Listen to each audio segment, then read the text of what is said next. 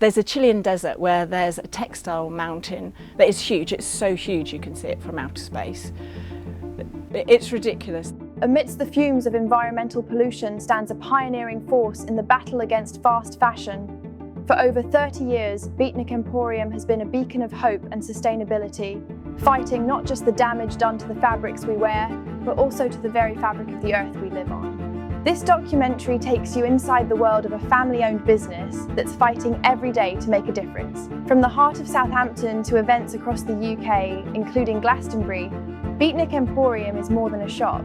It's a family on a mission. They're spreading a powerful message that sustainability isn't just a trend, it's a responsibility. We really need to recycle and reuse if we possibly can. There's enough clothing to clothe the next 3 generations. We do not need that many clothes.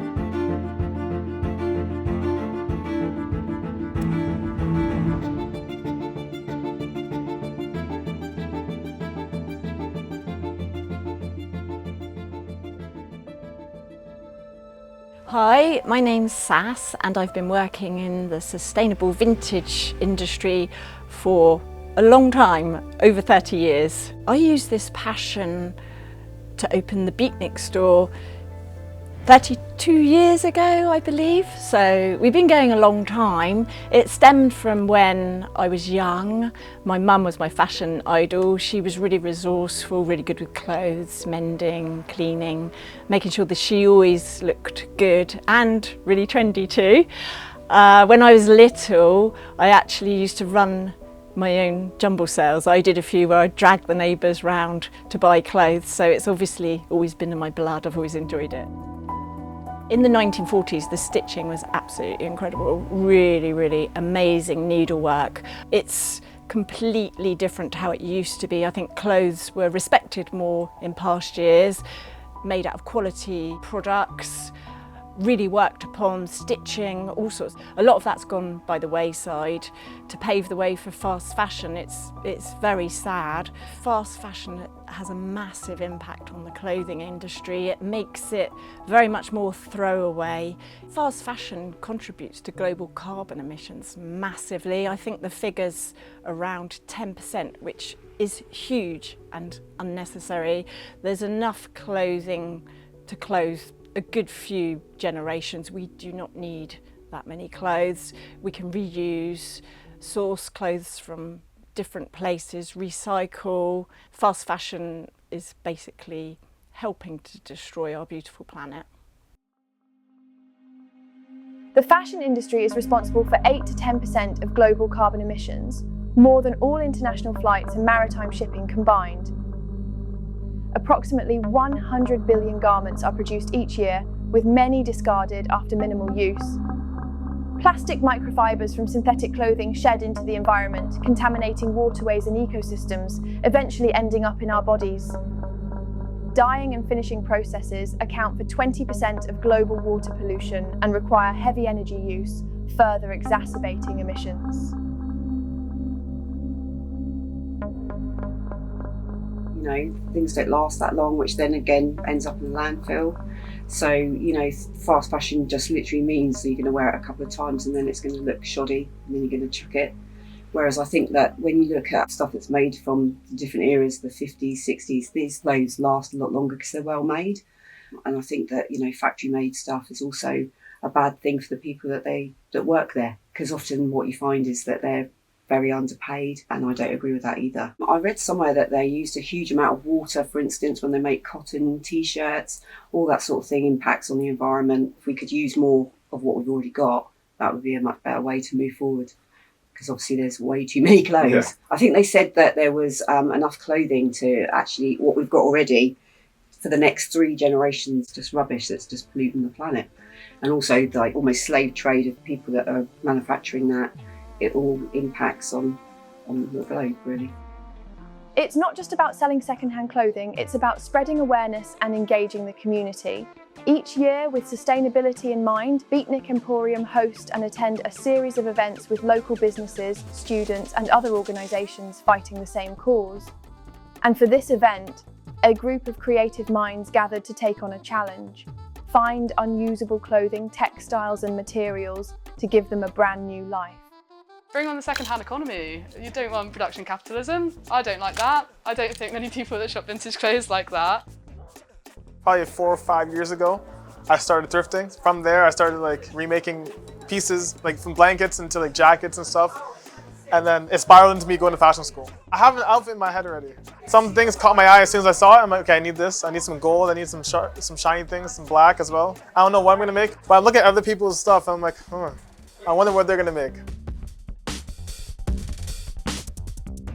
I shop in charity shops like all the time. Like I go once a week, we go Shirley one week and then I go Portsmouth the next week, and then it's a bit of an obsession really, but my whole outfit that I'm wearing this evening is from like Vinted or like charity shops. This is kind of like a whim sort of thing for me to do really, because I haven't done a lot of textiles, fashion. I've made a few scrunchies, like made a few dresses, like smock dresses.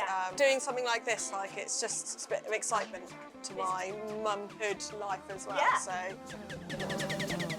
So you're having a good time tonight? Yeah, I'm having an amazing time, yeah. All the pieces are so unique and they all show like the true vintage feel with each piece. It's amazing, yeah. I just love making clothes. I just love it so much. So, yeah. I more so follow my intuition and go with the flow when I create, but honestly when I walked in here I was thinking jackets. So we'll see what comes with that, yeah. I've really enjoyed it. There's so much to choose from actually, so it's quite exciting to see what hopefully can make something from it. I have some small plans that hopefully will come together, hopefully. I mean, I've done a lot of like my own adjusting of clothes and stuff like that, so hopefully that will come into it as well, but it's exciting. Anything that I want in my life, I'll make it.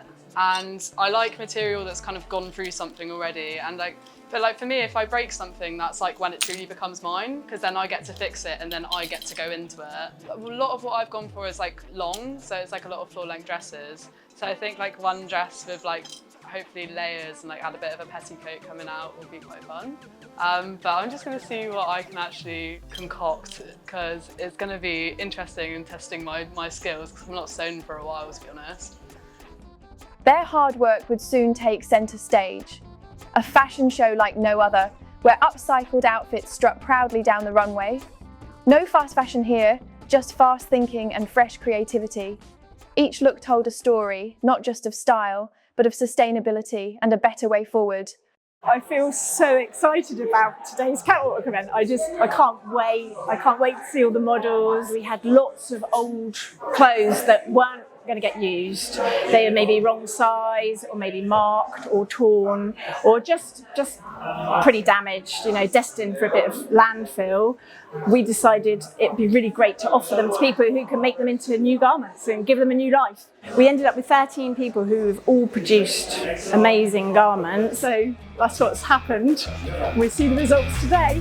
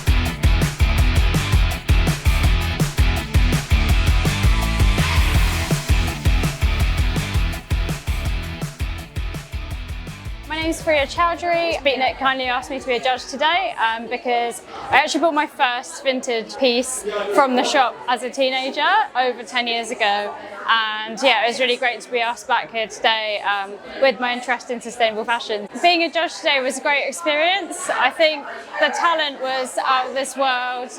Everyone is so so talented. I was really struck actually by like how incredible everyone's work is, even though a lot of them said that they weren't that skilled at sewing or that they'd learned really recently. So yeah, really incredible talent. And yeah, it's really great to see people upcycling and being sustainable using existing fabric. So yeah, really great event. So I think SAS says this is the first time that they've done this event. So I think there's great turnout. I think there's a real great variety of contestants. So it's really good to see really like different designs. Yeah, definitely think it's a great thing to put on again. And it just goes to show like how creative we can be with our clothes and our wardrobe. And I think it's given me some inspiration for sewing. It was really fun to make, and I personally love it. It was like a complete melange of every component that I picked, which was predominantly like fancy evening wear that had been like tea stained, like torn to shreds, was like falling apart and just like wasn't sellable, which is why SAS had them on the rail in the first place. Everyone's was amazing. Seeing like how people like can play with shapes and manipulate fabric, like the leather work was so impressive. Emily and those pantaloons with the segments, and the first person who came on as well in the clown garment. It was just really lovely to see the historical reference, which blends so nicely with vintage clothing, because you are working with history, reused things like that have already been made or are hallmark of a previous time. So yeah, like seeing that reused and then in my case vomited back out again was really nice and very fun, and just watching everyone's like faces smile. The judges want me to convey that they had a very tough call with this one. I think it's a fabulous selection, and well done everybody. It's going to be really hard to judge this. And the quality of the outfits was so good that they really struggled. They really had it was a very close call. I think that's fair to say. But we have two winners in two different categories. For arty and outrageousness, Chloe for her leather outfit.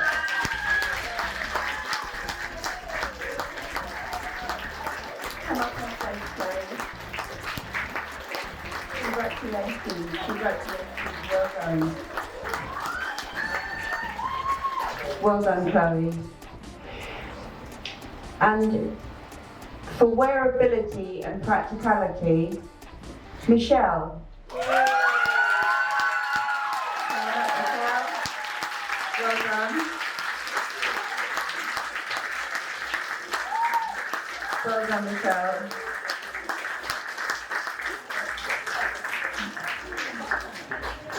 Thank you to everybody for taking part, and the standard was very high. It was a really exciting collection of outfits to look at. And thank you to everybody for coming and supporting this event this evening. We really enjoyed having you.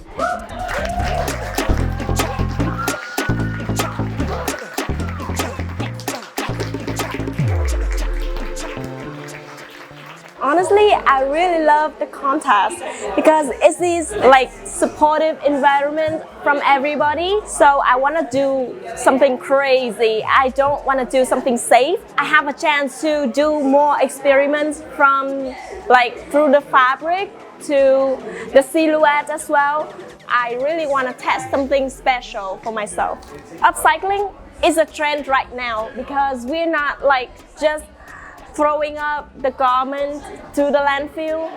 You give a second chance to the garment and renew it, make it up like a whole new garment, and it will be wearable. I think this event is like a sustainable activity that we should do more in the near future. I think sustainability is one of the most important things that is within the fashion industry. Events like this, it's so important to showcase sustainability, especially towards a crowd here in Southampton and just all over the world. It's an amazing way to be very creative with yourself, but also with what you have at the same time, and utilizing your garments and ensuring that it doesn't end up in waste or landfill. I think today went amazing. I love seeing everyone else's outfits. Everyone is so creative, and the way that they utilized all of the garments that they picked was absolutely amazing. I'm over the moon that Michelle won. When she came onto the catwalk, I was blown away by her dress, and I think most people were. It looked absolutely incredible. So I'm really happy that we've got an amazing winner. Yeah, it was a lot busier than I was expecting it to be. I'm really pleased that it worked out. Yeah, you know, yeah. But it was amazing, and I was nervous, but like nervous and excited as well to be doing something so different. You know, getting down the steps is really nerve-wracking. Yeah. At least you had Perry. You had Perry to help you, though, didn't you? Yeah, but in a really long dress, yeah. and I could have fallen flat on my face, you know. But it would have been funny if I hadn't turned into a comedy show. Yeah. I think we need more events like this, definitely, to show how damaging fast fashion is. I think it'd just be wonderful. I'd love to go to one every week. Yeah. And I think to make it fun and accessible really works. You know, it helps people realise what's going on and realise that they can wear secondhand and they can wear stuff that's made out of old stuff. And there's so many beautiful fabrics, and you know, you just why waste them? Yeah. We need to show more respect to our clothing. You know, better quality, lasting longer. I was just really pleased with how it all went. I was bowled over. It was truly beautiful. All the contestants had made such amazing outfits. Like I was like really blown away by what people had done. The creativity there was amazing. Incredible. Everyone should have won, really, because it was, you know, it was just outstanding. Do contestants get to keep their outfits that they've made? Yeah, they can. They had a choice. They can either keep their outfits, which is great, and I think is probably recommended because they put so much time and effort into it. But we're happy to put them in the shop and then connect them with a buyer if that's the way they want to go. Then I won't be selling mine. Yeah. Yeah, definitely keeping it. I put my absolute heart and soul into this and learned. Can we see it? There's hand embroidery on it. It's a plique. I spent a lot of time just thinking about what I wanted to make. That probably took about a month, you know, like different ideas and thoughts and breaking down the bits of fabric I had and how I could use them.